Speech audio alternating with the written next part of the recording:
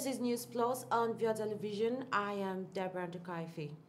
President Muhammadu Buhari has called on developed and developing nations to grant duty-free and quota-free market access for products originating from the world's 46 least developed countries to ensure their integration into the regional and global value chains. Speaking in Doha, the capital of Qatar, at the UN Conference of Least Developed Countries, the president strongly criticized the current structure of the global financial system, which places an unsustainable external debt burden on the most vulnerable countries. He warned that such debt burdens would make it extremely difficult for LDCs to meet the 2030 Agenda for 17 Sustainable Development Goals. Often faced with developmental vulnerabilities and challenges that are not always of their making. These pose huge obstacles to their development efforts, hence the need for urgent and robust assistance to help unlock their potential and build socio-economic resilience. This assistance can be provided within the framework of the Doha Program of Action, which is designed to help least developed countries exit their current classification. The Nigerian government and government of India have signed a memorandum of understanding for collaboration on the conduct of meteorological science technical research and development.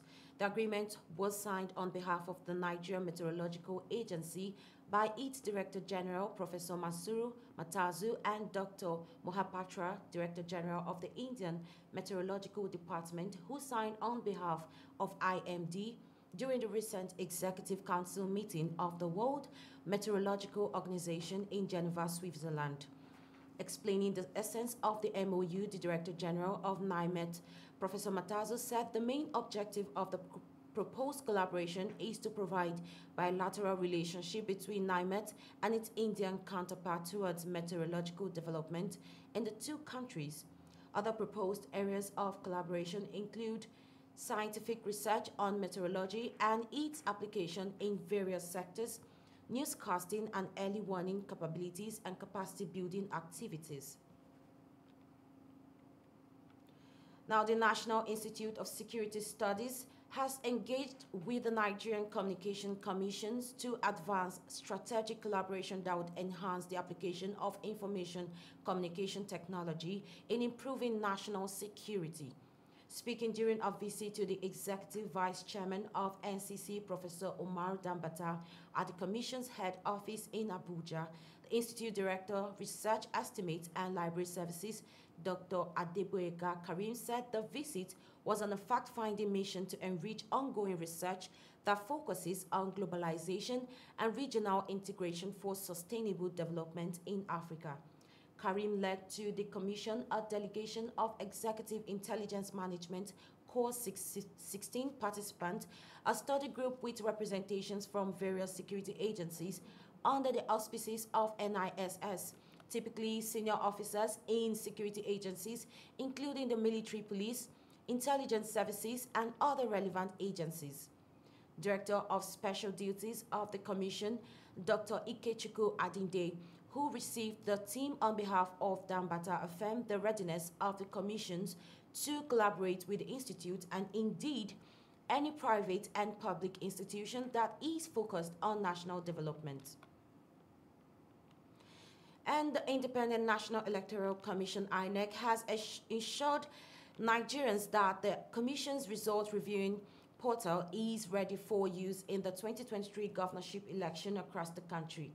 INEC confirmed that the IREF suffered some glitches during the just concluded 2023 presidential and National Assembly elections. The Commission, however, noted that the glitches experienced on the IREF portal in the last election had been fixed. And speaking about the challenge, the Chief Press Secretary to the INEC Chairman, Rotimi Oyekomi, confirmed that the IREF portal should be deployed during Saturday, March 11 election. The Independent National Electoral Commission, INEC, is asking the Presidential Election Petition Court to vary the orders which was earlier granted the candidates of the People's Democratic Party, Atiku Abubakar, and Labour Party, Peter Obi, to inspect materials used for the last presidential election. In a motion on notice filed on March 4th, the electoral body is praying the court to vary the order which restrained it from tampering with materials used for the election. The Commission said it needed to reconfigure the bimodal voter accreditation system for the next round of elections. The Court of Appeal Abuja had on February 3rd granted the request of Obi and Atiku to have access to all the sensitive materials INEC deployed for the conduct of the presidential election held on February 25th. The applicants urged the court to compel INEC to allow them to obtain documents in its custody that were used for the presidential election. They maintained that the requested documents would aid their petition against the outcome of the presidential contest that was declared in favor of the candidate of the All Progressive Congress, Bola Tinubu. We'll be going on a short break, and when we come back, News Plus continues.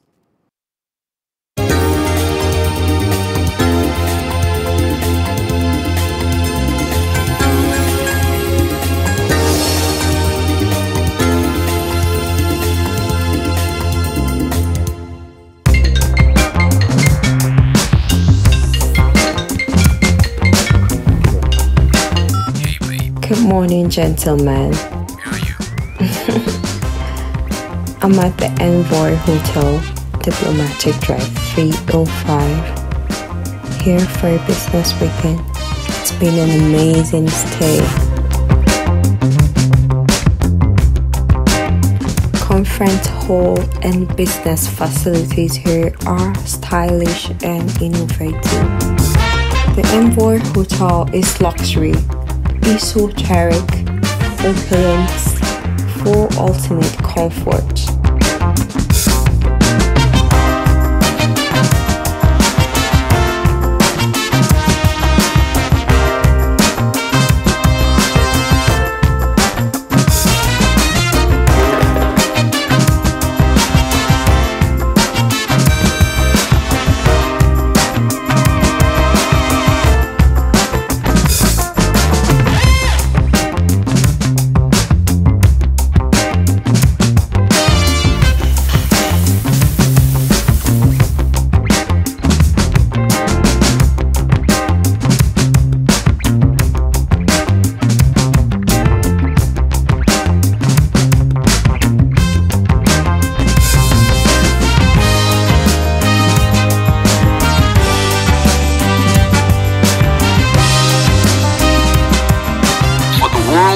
Discerning travelers, we are more than just a place to stay.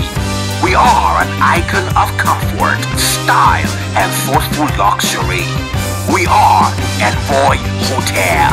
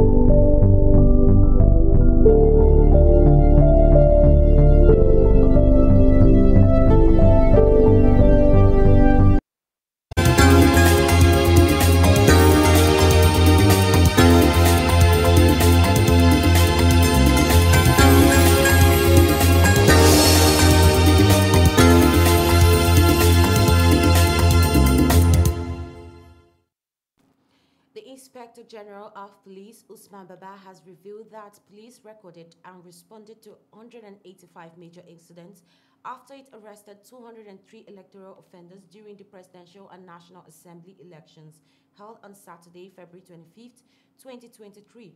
He also noted that the cases are currently at various stages of investigation at the Nigerian Police Electoral Office's desk, adding that they will be concluded and processed to the legal department of the Independent National Electoral Commission for prosecution in due course.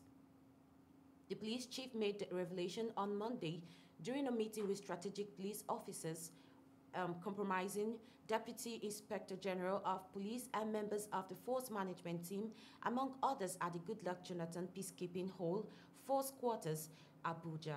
He equally attributed the professionalism of the officers to the various pre-election pieces of training, planning, massive operational assets, procurement and deployment, as well as prioritized welfare.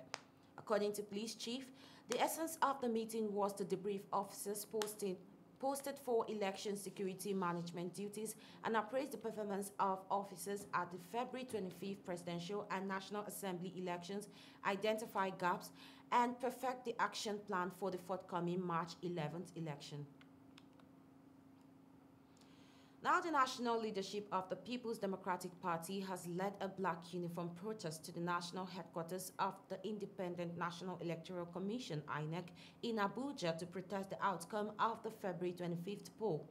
The PDP flag bearer, Atiku Abubakar, the party's national chairman, Iyorchia Ayu, the vice presidential candidate of the party, and Governor Ifeanyi Okowa of Delta State, amongst other leaders of the party, led the protest. The protesters later blocked the INEC headquarters entrance. The security personnel at the commission, however, locked the gate. Others at the protest include the chairman of the Presidential Campaign Council and Governor of Akwa Ibom State, Udom Emmanuel, the Director General of PCC, Sokoto State Governor Aminu Tambuwal.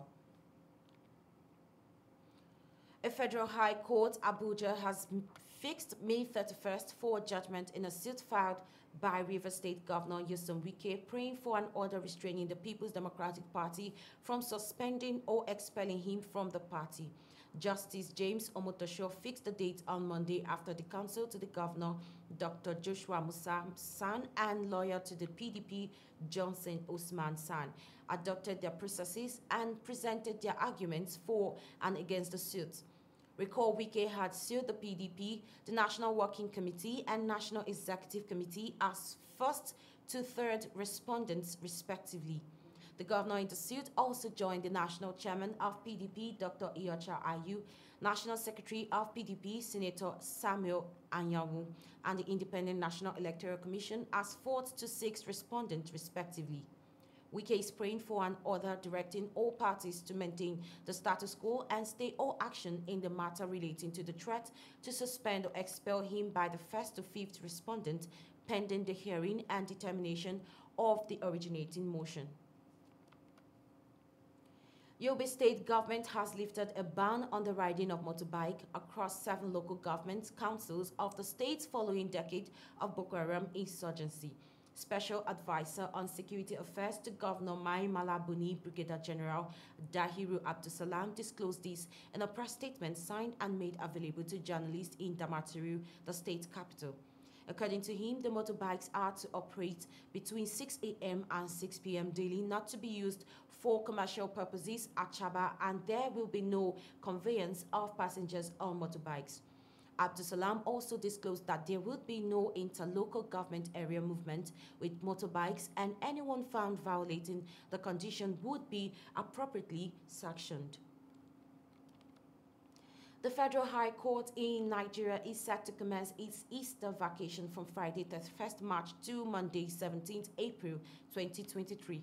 In a press statement by the Assistant Director of Information of the court, Catherine Christopher, said the vacation is pursuant to the provisions of Order 46, Rule 4B of the Federal High Court Civil Procedures Rules 2019 as amended. She said the court resumes sitting on Tuesday, 18 April 2023 in all judicial divisions. She further stated that during the vacation period, Abuja, Lagos, and Port Harcourt judicial divisions shall remain open to public only for cases of extreme urgency. still on News Plus. We'll be going on a short break, and when we return, international news continues.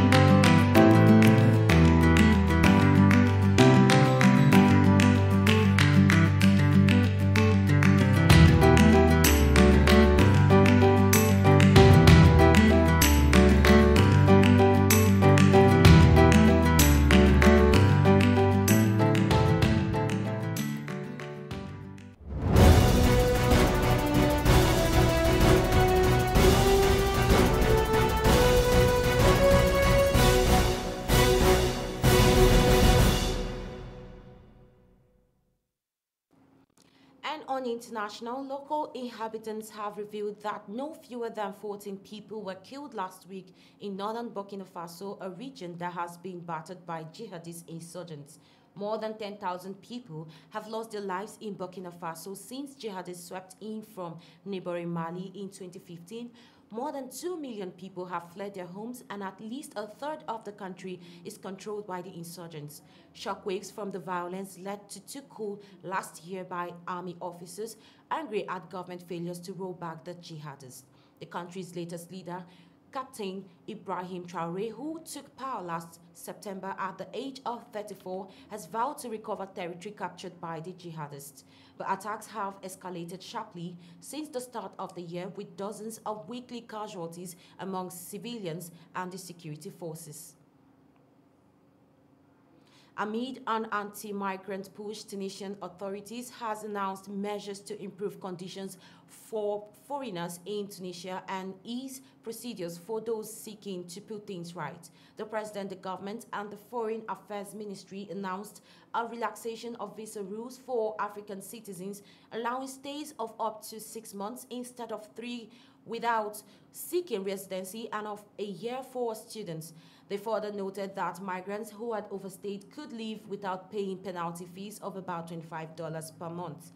The authorities also promised to strengthen the support and health and social assistance to migrants through the Red Crescent as they fight against all forms of human trafficking and exploitation of irregular migrants through intensified controls. The measure comes 2 weeks after President Kais Saied linked sub-Saharan migrants to violence and crimes during a national security meeting. Now, a suicide bomber killed 9 police officers and wounded 16 others on Monday in an attack on the truck in southwestern Pakistan, officials said. The incident took place at Dada, the main town of Kachi district, some 120 kilometers southeast of Quetta in Balochistan.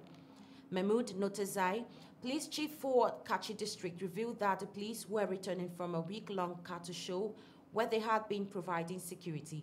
Now, security forces have been battling a years-long insurgency by Baloch militants, demanding that what they say is a fairer share of the province's wealth, as well as attacks by the Pakistani Taliban.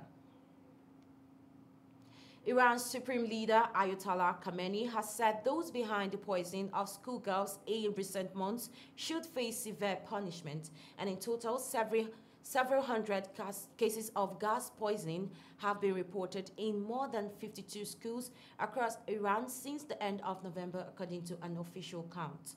Female pupils have reported suffering symptoms such as shortness of breath, nausea, and vertigo after detecting unpleasant or unknown odors, sparking fear among parents and calls for authorities to act. Judiciary Chief Ghulam Hussain Ejai said that individuals arrested for poisoning the schoolgirls would be put on trial and charged with the corruption of unearth an accusation that would lead to the death penalty. However, Iranian officials have not announced any arrests so far. Now, Saudi Arabia revealed it was depositing $5 billion in Turkey's central bank, a potentially major boost as the country grapples with inflation and damage from last month's earthquake ahead of presidential elections. Ahmed Al-Khatib, the Saudi tourism minister and board chairman of the Saudi Fund for Development, signed an agreement with Turkish Central Bank Governor Sahap Kachivolu to make a significant $5 billion deposit, the Saudi government said in a statement.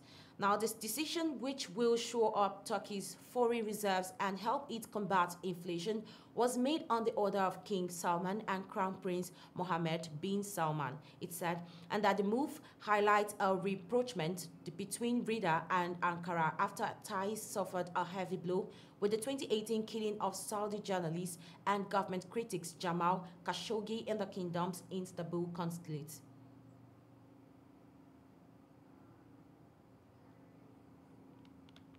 And that's all on News Plus. Many thanks for watching. I am Deborah Ndukaife. Please stay tuned and enjoy the rest of our programs.